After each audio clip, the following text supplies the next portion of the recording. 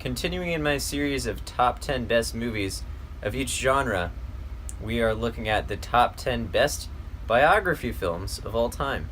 Now for this list, I'm not looking at what is the most accurate biography film. I'm just looking at the film as a film. I don't care how accurate it actually is for the purpose of this list. Starting off at number 10, we have Serpico. What a fascinating, intense life story to make a movie about. It's the story of Frank Serpico, a New York cop in the 60s who blows the whistle on rampant corruption within the police force.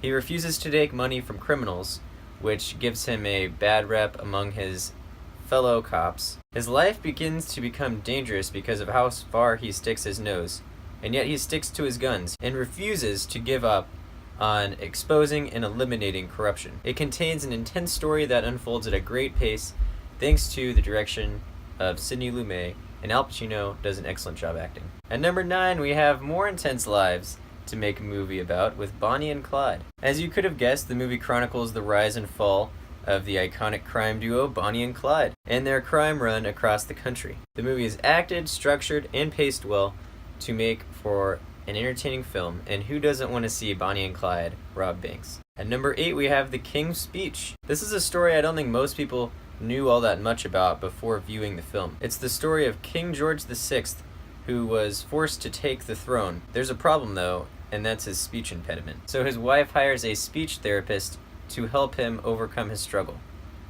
There's no action in the entire movie, but thanks to Colin Firth's acting, he makes you feel anxious and totally invested in the whole story. At number 7, we have Raging Bull, which tells the story of Jake LaMotta, a self-destructive boxer who struggles with separating his boxing life from his personal life. Directed by Martin Scorsese, the film subtly shows the downward spiral Jake LaMotta's life took when he used violence outside the ring. It's not a happy story by any means, but it sure is entertaining.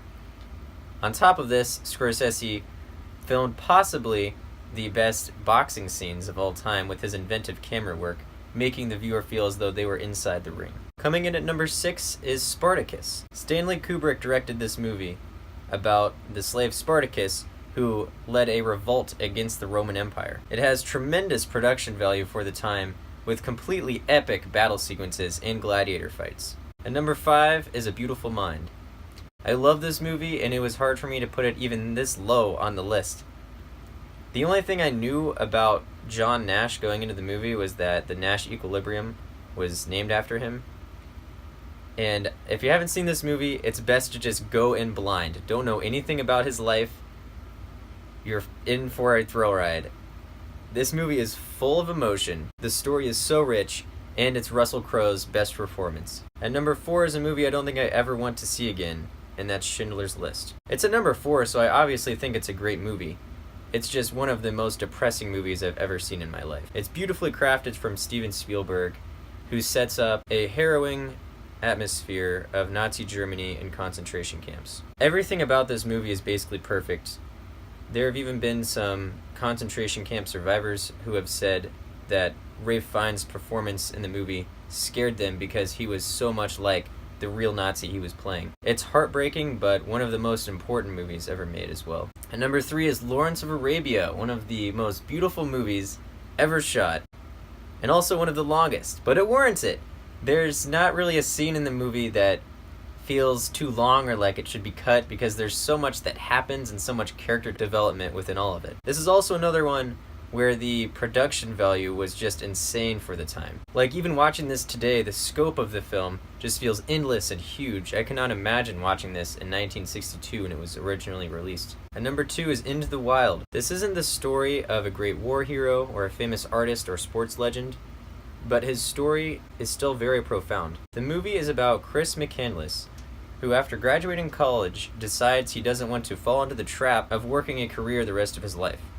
So he decides to burn his Social Security card, leaves his car in a ditch, and erases all traces so that he can't be found, as he backpacks into the wild. Due to his past home life, he believes that having attachments to anything, including people, can be toxic, so he decides to go solo. He gets rid of all unnecessary possessions and meets plenty of interesting people throughout his journey. Never boring, this entire movie is beautiful, both in its visuals and in its messages about life and love.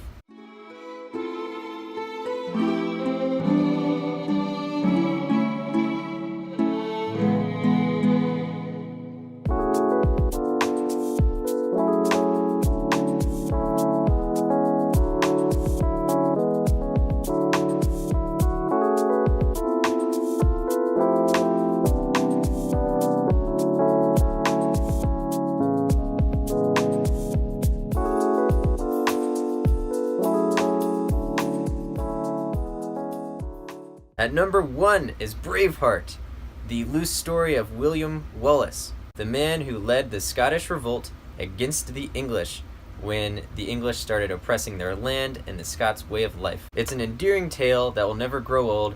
It's full of iconic shots, action sequences, quotes, and messages. Kudos to Mel Gibson for directing and acting in this movie so perfectly. Well guys, those are what I believe to be the top 10 best biography movies ever made.